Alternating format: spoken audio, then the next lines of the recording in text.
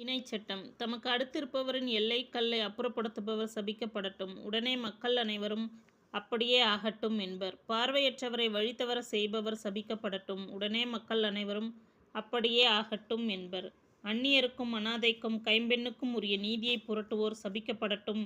உடனே மக்கள் அனைவரும் அப்படியே ஆகட்டும் என்பர். தன் தந்தையின் மனைவியோடு கூடுகிறவன் தன் தந்தைக்கு உரியவளின் உடையைத் திறந்ததனால் சபிக்கப்படட்டும். உடனே மக்கள் அனைவரும் அப்படியே ஆகட்டும் என்பர்.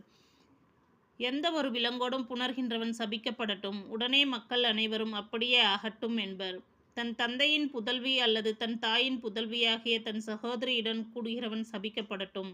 உடனே மக்கள் அனைவரும் அப்படியே ஆகட்டும் என்பர். தன் மனைவியின் தாயோடு கூடுபவன் சபிக்கப்படட்டும். உடனே மக்கள் அனைவரும் அப்படியே ஆகட்டும் என்பர். தமக்கு அடுத்திருப்பவரை ஒளிந்திருந்து கொள்பவன் சபிக்கப்படட்டும். உடனே மக்கள் அனைவரும் அப்படியே ஆகட்டும் என்பர். குற்றமற்றவரை கொல்வதற்காக கையூட்டு வாங்குபவர் சபிக்கப்படட்டும். உடனே மக்கள் அனைவரும் அப்படியே ஆகட்டும் என்பர்.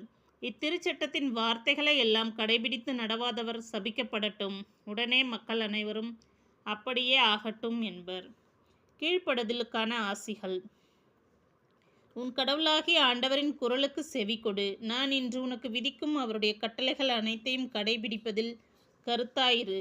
அப்போது உலகிலுள்ள மக்களினங்கள் அனைத்திற்கும் மேலாக உன் கடவுளாகிய ஆண்டவர் உன்னை உயர்த்துவார்.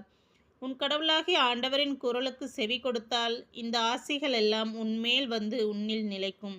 நீ நகரிலும் ஆசி பெற்றிடுவாய், வயல்வெளியிலும் ஆசி பெற்றிடுவாய். உன் கருவின் கனியும் உன் நிலத்தின் பயனும் உன் கால்நடைகளின் ஈற்றுகளும் உன் மாடுகளின் கன்றுகளும் உன் ஆடுகளின் குட்டிகளும் ஆசி பெற்றிடும். உன் கூடையும் உன் மாப்பிசையும் தொட்டியும் ஆசி பெற்றிடும். நீ வருகையிலும் செல்கையிலும் ஆசி பெற்றிடுவாய். உனக்கு எதிராக எழும் உன் பகைவர்கள் உனக்கு முன் முறியடிக்கப்படும்படி ஆண்டவர் அவர்களை உன்னிடம் ஒப்படைப்பார். அவர்கள் ஒரு வழியாய் உனக்கு எதிராக வருவர், ஆனால் 7 வழியாய் உன் கண்களுக்கு முன்னே ஓடிப்போவர். உன் களஞ்சியங்களிலும் நீ மேற்கொள்ளும் செயல்கள் அனைத்திலும் நீ ஆசி பெறும்படி ஆண்டவர் ஆணையிடுவார். உன் கடவுளாகிய ஆண்டவர் உனக்கு கொடுக்கவிருக்கும் நாட்டில் நீ ஆசி பெற்றிடுவாய். உன் கடவுளாகிய ஆண்டவரின் கட்டளைகளை கடைபிடித்து அவர் தம் வழிகளில் நடந்தால் அவர் உனக்கு ஆணையிட்டு சொன்னபடி உன்னை தம் தூய மக்களினமாக நிலைநிறுத்துவார்.